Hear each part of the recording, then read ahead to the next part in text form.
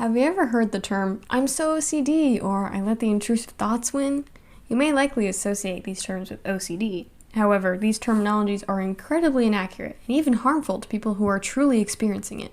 So in this little lecture, I'll give a quick rundown on what OCD really is in an attempt to clear up the misinformation, along with sharing the treatments used to combat this disorder and the neuroscience behind the disorder.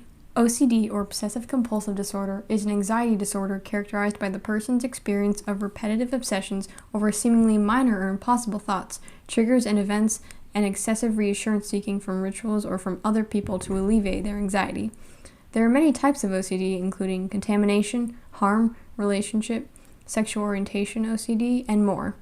What these all share in common with each other is the patient's fear and anxiety when exposed to their trigger, and their immediate response to alleviate that discomfort, like counting, avoidance, or pacing, which are called compulsions. OCD works like a cycle, with the patient's attempts to get rid of their discomfort being only temporary, and only work to reinforce the fear. It is an extremely difficult cycle to break free from, since instinctively people do everything they can to avoid discomfort caused by their triggers.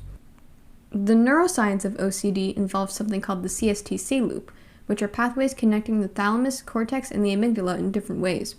The perceived trigger is immediately sent to the thalamus to process, and this sensory information travels through two pathways, a direct and an indirect pathway.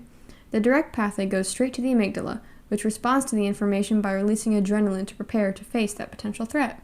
It can't be described as our initial jump in a reaction to something like someone spooking us.